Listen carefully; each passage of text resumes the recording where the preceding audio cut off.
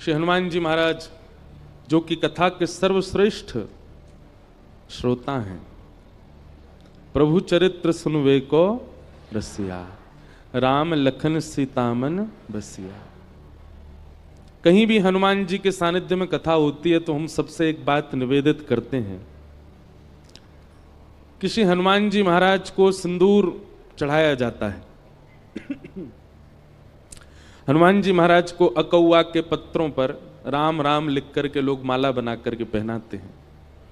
श्री हनुमान जी महाराज को गदा अर्पित की जाती है। हनुमान जी को लड्डू के भोग लगाए जाते हैं। पर गोस्वामी तुलसीदास जी ने हनुमान चालीसा में केवल एक बात लिखी है कि हनुमान जी को क्या प्रिय है। प्रभु चरित्र सुनवे को रसिया, राम लखन सीता मन बसिया। किसी को, बहुत ध्यानपूर्वक सुनिएगा, किसी व्यक्ति को जलेबी बहुत प्रिय है और आप जब उसके पास जाते हो तो लड्डू ले जाते हो या रबड़ी ले जाते हो, कलाकंद ले जाते हो, मोहन थार ले जाते हो, बालूशाही ले जाते हो। मुंह में पानी तो नहीं आ गया आपके? इतनी मिठाई के नाम ले दिए हमने। पर सामने वाला आपकी सहजता और आपकी लाई हुई वस्तु को स्वीकार तो करेगा, प्रसन्नता से रख लेगा। हाँ हाँ, अरे वाह भैया लड्डू लाए, लाओ धर दो। लेकिन यदि उसकी प्रिय वस्तु आप लेकर के जाएंगे तो वो रखेगा नहीं, तुरंत खोल करके उसको चख लेगा। अच्छा जलेबी लाओ भाई, अरे गरम गरम है, अभी अभी पा लेते हैं। चाहे उसका पेट भरा हो, चाहे वो कितना भी तृप्त क्यों ना हो, उसकी प्रिय वस्तु उसके सामने प्रस्तुत करोगे तो तुरंत लेगा। हमारा और भावों से कोई विरोध नहीं है। आप ऐसा मत सोचना कि हम हनुमान जी की अन्य सेवा के लिए मना कर रहे हैं। कई जगह वर्णन है कि ऐसे ऐसे हनुमान जी को रिझाओ, हनुमान जी के सामने ये करो, ऐसा करो, ये उपाय करो, आदि आदि सब ठीक है। पर वही बात है कि आप अन्य उपाय करोगे तो हनुमान जी महाराज उस उपाय को लेंगे, रख देंगे। कभी जैसे हम फ्रिज में रख देते हैं मिठाई, फिर कुछ दिन बाद चख के देखते हैं। तो आपके द्वारा प्रस्तुत जो भी भाव है हनुमान जी उसको ले तो लेते हैं पर रख लेते हैं, पुनः अपने ध्यान में बैठ जाते हैं। लेकिन जैसे ही कोई सन्मुख आकर के प्रभु श्री राम या प्रभु श्री कृष्ण की मधुर कथा, कोई लीला सुनाने लग जाता है, हनुमान जी अपना नाम जप साधन आदि सब छोड़ करके नेत्र खोल के उसको सुनते हैं। और कैसे सुनते हैं?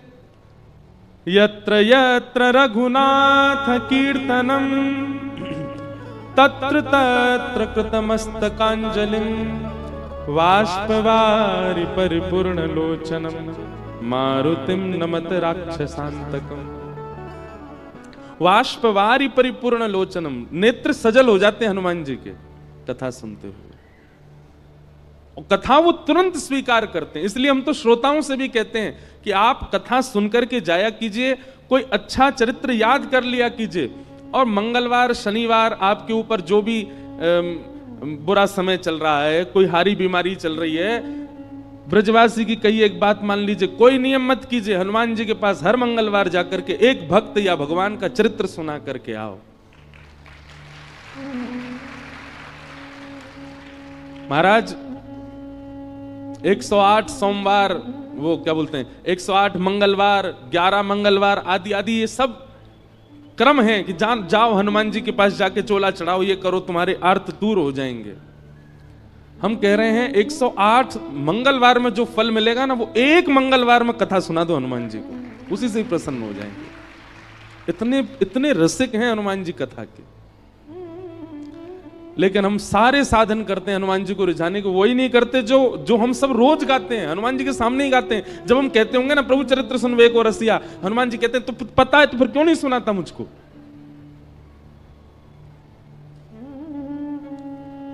इसलिए भैया हमारी कही एक क्रिया, हमने बहुतों को बताया है कि हनुमान जी को प्रसन्न करना है तो कथा सुनाओ। हमारी तो कथा के मुख्य श्रोता ही हनुमान जी हैं। आपको दिख जाए तो बहुत बड़ी बात है। ये देखो, ये हमारी पहली कथा से सारी कथा सुन रहे हैं। और गदा वाले हनुमान जी नहीं है, कीर्तनिया हनुमान है। हनुमान जी गदा वाले हैं ही नहीं है।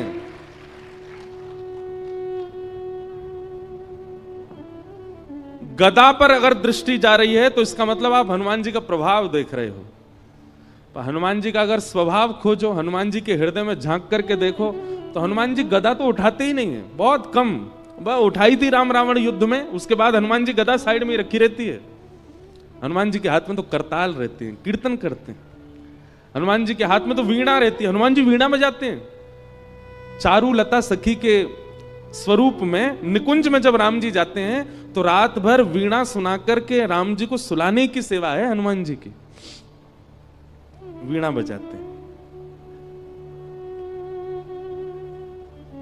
पर हमको लगता है कि ये रौद्र हैं, ये भयानक हैं, ये आर्तों को नष्ट करना जानते हैं, 24 घंटा केवल वीर आसन में बैठ करके और हमारे दुख दारिद्रों को दूर करना ही इनका काम है। नहीं, हनुमान जी नहीं दुख दारिद्र दूर करते, अपने गणों को भेज देते हैं, जाओ इसका कंटक काट के आओ। हनुमान जी तो 24 घंटा कथा में रहते, वो तो कथा से। जब हम 21 पेशी 11 पेशी 108 पेशियां करते हैं हनुमान जी की, तो हनुमान जी क्या कहते हैं, ए भाई गणों इसके पीछे जाओ, बहुत पीछे पड़ रहा है मेरे, जाओ इसके आगे सब कंटक काट के आओ। हनुमान जी थोड़ी आते हैं। हनुमान जी किसकी रक्षा के लिए आते हैं, जो कथा सुनाता उसकी रक्षा करने हनुमान जी आते हैं। अरे भैया ये हमारे व्यास जी हैं, ये हमको कथा सुनाते हैं, इनके भाव सुन के हमको प्रसन्नता होती है, इनकी रक्षा तो हम करेंगे।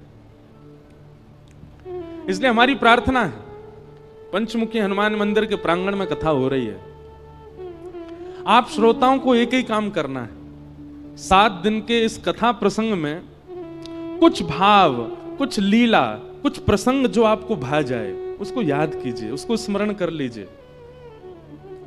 वैसे तो यहां बैठ करके तो हनुमान जी पूरी कथा सुन ही रहे हैं, पर आपके क्षेत्र में भी जो हनुमान जी का मंदिर हो वहां जाइएगा और एकांत में दूर बैठ करके श्री हनुमान जी से नेत्र मिल रहे हो, भीड़ बहुत ज्यादा हो तो चिंतन कर लो हनुमान जी का, वो कथा सुना।